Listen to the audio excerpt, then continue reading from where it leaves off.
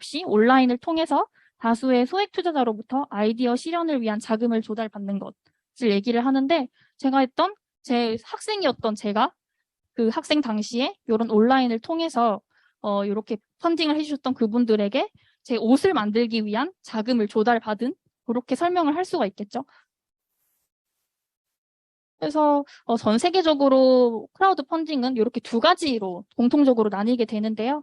이렇게 왼쪽이 리워드형 펀딩이라고 제가 진행했던, 펀딩을 해주시면 제가 거기에 대한 보답으로 옷이라든지 제품을 리워드의 형태로 드리는 리워드형 펀딩이 있고요. 두 번째 투자형 펀딩은 아예 뭔가 리워드 없이 말 그대로 그 투자의 개념으로 펀딩을 하는, 이렇게 두 가지의 형태로 크라우드 펀딩이 나눠져 있습니다. 그래서 크라우드 펀딩에서는 고객과 제 브랜드의 이름으로 얘기를 하지 않고요. 고객 대신 서포터, 그리고 브랜드나 기업 대신 메이커라는 이름으로 이렇게 진행을 하고 있고, 서포터들은 보통 좀 세상에 없던 아이디어를 가장 먼저 체험해보고자 하는 얼리 어답터가 많아요. 왜 얼리 어답터가 많냐면 크라우드 펀딩을 진행하기 위한 한 가지의 조건이 있는데요. 그게 뭐냐면 우리 제품이 이미 온라인의 다른 유통사에서 유통이 된 적이 없어야 돼요. 스토어팜이나 자사몰에서 살면 안 되고, 살 수 있는 제품이면 안 되고, 이제 새로 출시를 하는 다른 어떤 곳에서도 만나볼 수 없는 그런 제품만이 펀딩이 가능한데요.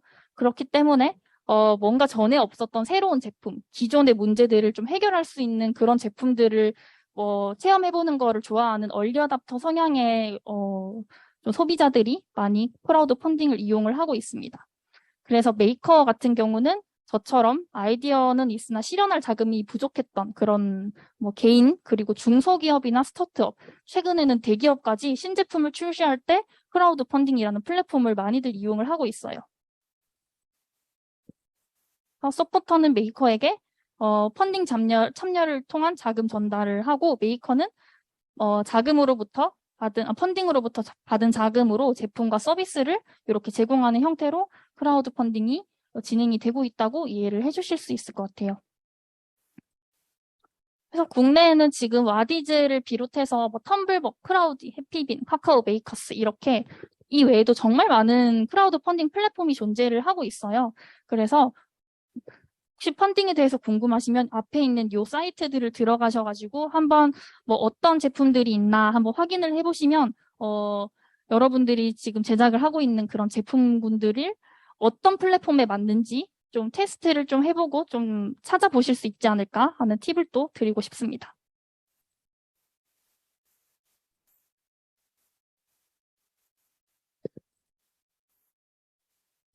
크라우드 펀딩에 대한 얘기를 계속 하고 있는데 정말 놀랍게도 너무나 많은 분들이 펀딩을 해주시고, 이런 제품들 같은 경우도 대기업이 아님에도 불구하고 19억을 달성하고 56억을 달성하고 또 70억을 달성하는 등의 좀 억소리 나는 그런 뭔가 결과들을 내고 있어요. 이렇게 원물과 그냥 프라이팬 아니면은 음식이나 신발 등도 이렇게 좋은 결과를 좀 달성을 하고 있는데요. 왜 이렇게 펀딩이 잘 높은 성과를 받을 수 있을까라는 질문을 해보면 그 차이에는 스토리가 있는 것 같아요. 사실 생각해보면 되게 이상하긴 하잖아요. 보통 우리가 다 사업을 하시는 분들이면 정말 공감을 하실 텐데 고객이 되게 중요하잖아요. 기존 고객, 그리고 팬층이 얼마나 사업을 할 때 가장 중요한 부분이고 기존의 후기가 얼마나 큰 작용을 하는지를 많은 분들이 아실 텐데, 사실 펀딩은 후기도 없고 기존 고객도 없고 맨땅에 헤딩하듯이 아무도 체험을 해보지 않은 이런 제품으로 이렇게 스토리 하나로 얘기를 하는데, 이렇게 높은 달성을 할 수 있는 금액을 달성하는 이유는 바로 이 스토리에 있다고 말씀을 드릴 수 있을 것 같아요. 그래서 제가 상세 페이지에 대해서 얘기를 하는데 계속 와디즈 얘기를 드렸던 이유가 바로 요런 이유 때문이에요.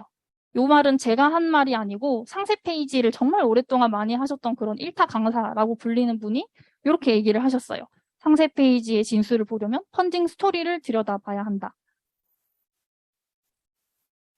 그래서 펀딩 스토리, 그래서 제가 오늘부터는 펀딩 스토리를 제가 어떻게 좀 기획을 하고 제작을 하는지를 지금부터 좀 설명을 드리도록 할게요.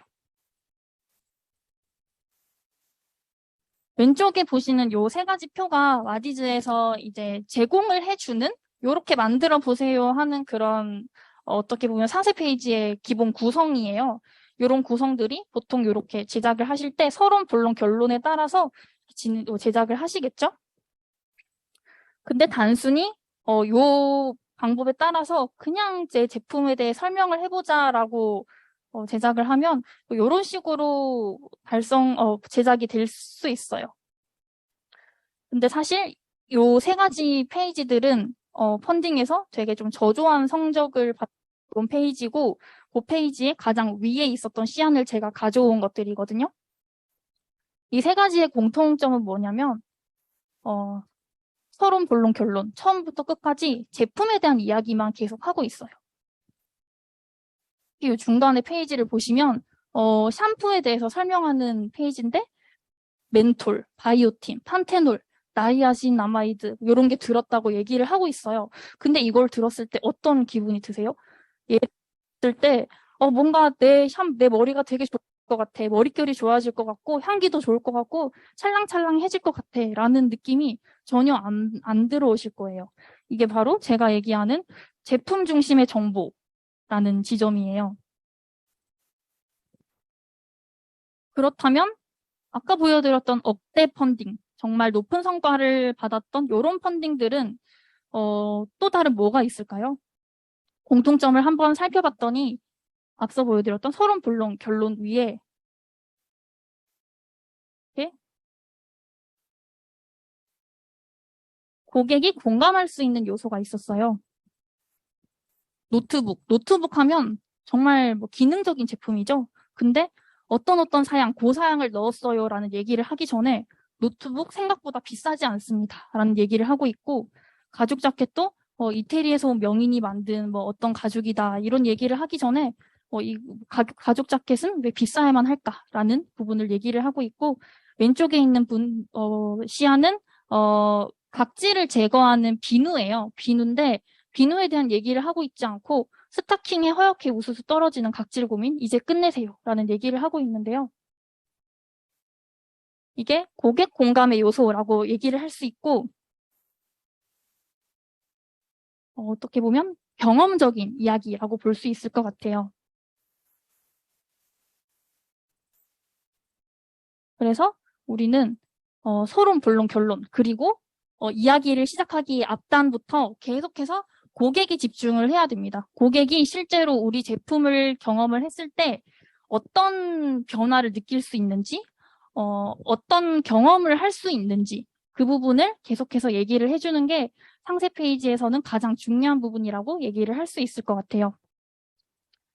그래서 과거에는 상세 페이지 하면 뭔가 통 이미지로 쭉 나열이 된 화려하고 눈에 잘 들어온 그런 이미지를 연상을 했는데 이제는 조금 생각이 바뀌어야 될 것 같아요. 화려하고 잘 만들어진 상세 페이지 얼마나 많이 받겠어요. 이미 거기에 대해서는 효과가 이제는 떨어졌다라고 얘기를 할 수 있을 것 같고, 중요한 것은 고객이 공감할 수 있는 이야기를 해줘야 되는 것입니다. 지금부터 제품 중심에서 고객 중심으로 어떻게 얘기를 좀 바꿀 수 있는지 얘기를 해볼 건데요. 사실 저도 제품을 만들 때 그랬고 되게 많은 브랜드의 좀 당담자분들이나 대표님들을 만나면 어쩔 수 없어요. 왜냐하면 너무너무 열심히 만들었던 제품이잖아요. 정말 뭐 수십 년, 뭐 수년 동안 계속해서 고민을 하고 이거 하나 놓고 저거 하나 놓고 다 너무너무 소중한 정보들인데 제품에 집중을 할 수밖에 없게 되어 있어요. 그래서 우리는 어떻게든 이 제품 중심의 내용들을 고객 중심의 관점으로 바꿔내는 작업이 필요합니다. 제품 중심 언어에서 고객 중심 언어로 바꾸는 그런 사례들을 조금 보여드리면, 이 제품은 앞서 보여드렸던 마스크 내부의 공기의 원활한 순환을 돕는 디바이스인데요.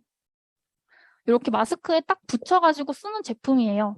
근데 이게 제품 중심의 언어였다면 얘를 고객 중심의 언어로 바꾸면 이렇게 바꿀 수 있을 것 같아요. 마스크에 착 붙이면 숨통이 탁 트이는 공기순환기.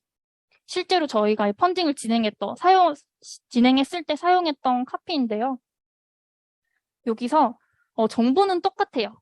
공기의 원활한 순환을 돕는다라는 정보는 어떻게 보면 똑같은데 사실 공기의 원활한 순환을 돕는다라는 거는 뭐가 빠져 있냐면 그래서 요거를 사용한 사람들이 뭘 느낄 수 있는데가 빠진 거예요. 그래 공기의 원활한 순환을 도우면 자연스럽게 숨쉬기가 편해지겠죠?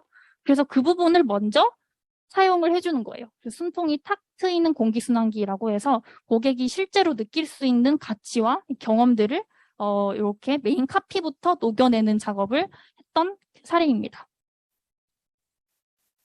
그리고 요 상단에 문구에 빠져있는 또 하나의 요소가 뭔가 사용을 할 때 실제 일어나는 경험에 대한 것인데요.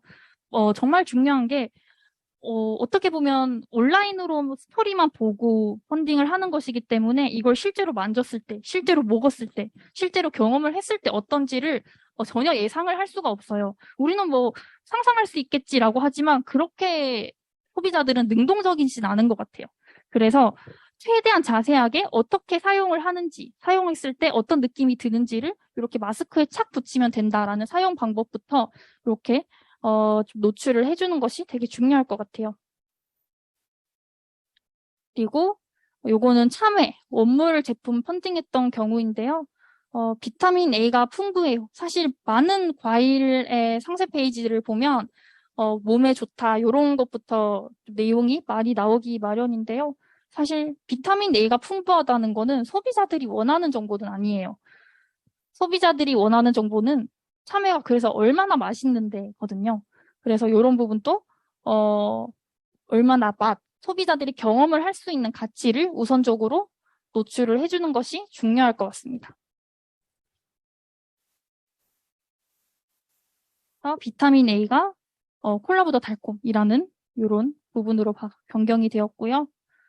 여기서는 조금 더 신경을 쓸 게 달콤해요라고 하는 것보다 어떻게든 소비자가 기존에 알고 있는 경험으로부터 카피를 적는 게 중요하기 때문에 콜라보다라는 이야기를 쓴 것도 콜라에 대한 경험, 모두가 했던 경험이잖아요. 그런 경험을 한번 짚어줌으로써 자연스럽게 콜라가 엄청 단데 그것보다 더 달면 정말 참외가 달겠다라는 생각까지 자연스럽게 이어질 수 있도록 이렇게 고객 중심의 언어들을 사용을 해주는 것이 좋습니다.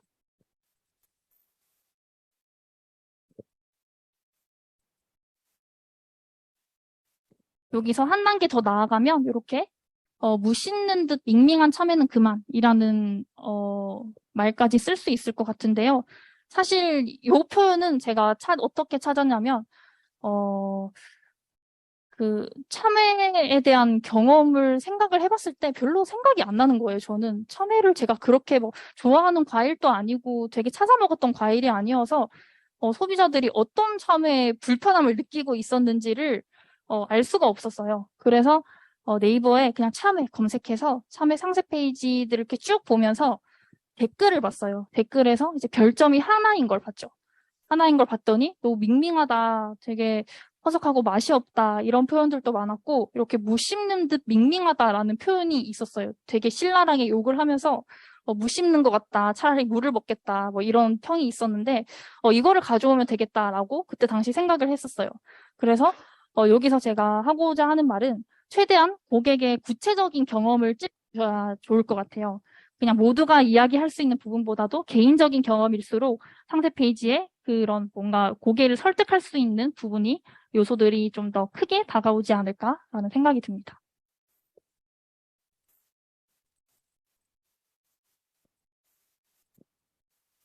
이 제품 같은 경우는 앞서 보여드렸던 그 각질을 없애는 비누인데요. 보통 뷰티 제품에 대해서 접근을 할 때 제품 중심으로 적으면 이런 식으로 나올 수 있을 것 같아요. 사실 아하, 바하 성분은 제가 뷰티를 대한 제품을 되게 많이 봤기 때문에 저는 알 수 있어요. 이게 얼마나 좋은 성분이라는 것을요. 아하, 바하라는 요 정말 정체 모를 요 성분들이 사실은 되게 각질 제거에 탁월한 성분인데요. 그 부분들을 우리 소비자들은 절대 알 수가 없겠죠. 근데 이 아바 성분이 어디 많은 성분이냐면요. 어렸을 때 그 목욕탕 가서 그 우유로 목욕해보셨죠? 우유로 목욕을 하고 나면 되게 피부가 보들보들하고 매끈매끈해지잖아요. 그 우유 속에 많이 든 게 바로 아하랑 바하 성분이에요. 그래서 우리는 아하바라는 성분이 좋음에도 불구하고 얘는 절대 적지 않고 그거를 그냥 우유 목욕의 비밀이라는 소비자의 언어로 바꾼 사례라고 설명을 드릴 수 있을 것 같아요.